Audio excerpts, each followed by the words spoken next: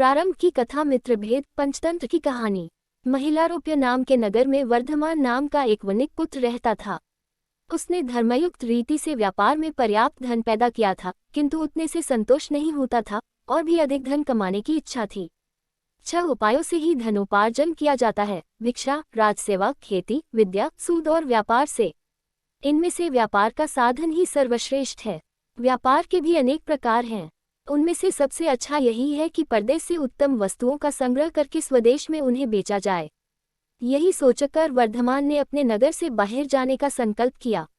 मथुरा जाने वाले मार्ग के लिए उसने अपना रथ तैयार करवाया। रथ में 2 सुंदर सुदृढ़ बैल लगवाए। उनके नाम थे संजीवक और नंदक। वर्धमान का रथ जब यमुना के किनारे पहुंचा तो संजीवक नाम का बैल नदी तट की दलदल में फंस गया।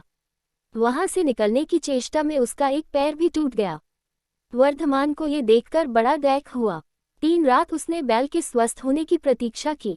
बाद में उसके सारथी ने कहा कि इस वन में अनेक हिंसक जंतु रहते हैं, यहाँ उनसे बचाव का कोई उपाय नहीं है। संजीवक के अच्छा होने में बहुत दिन लग जाएंगे। इतने दिन यहाँ रहकर प्राणों का संकट नहीं उठाया जा सकता। इस बैल के लिए अपने जीवन को मृत्यु के मुख में क्यों डालते हैं। तब वर्धमान ने संजीवक की रखवाली के लिए रक्षक रखकर आगे प्रस्थान किया।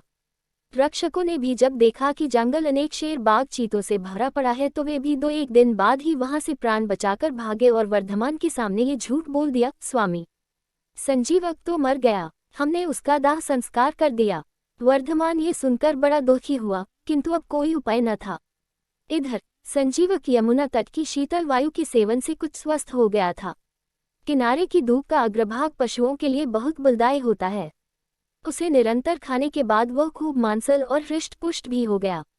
दिन भर नदी के किनारों को सींगों से पाटना और मदमत होकर गरजते हुए किनारों की झाड़ियों में सींग उलझाकर खेलना ही उसका काम था।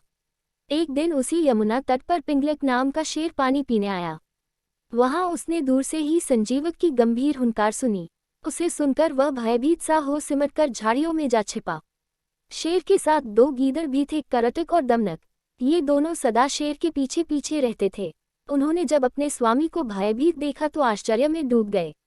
वन के स्वामी का इस तरह भयातुर होना सचमुच बड़े अचंभे की बात थी। आज तक पिंगलक कभी इस तरह भयभीत नहीं हुआ था। दमनक ने अपने साथी गीदड़ को कहा: करतक, हमारा स्वामी वन का राजा है, सब पशु उससे डरते हैं। आज वही इस तरह सिमटकर डरा सा बैठा है। प्यासा होकर भी वह पानी पीने के लिए यमुना तक जाकर लौट आया। इस डर का कारण क्या है? करतक ने उत्तर दिया: दमनक, कारण कुछ भी हो, हमें क्या, दूसरों के काम में हस्तक्षेप करना ठीक नहीं। जो ऐसा करता है वह उसी बंदर की तरह तड़प तड़प कर मरता है जिसने दूसरे के काम में कौतूहलवश व्यर्थ ही हस्तक्षेप किया था।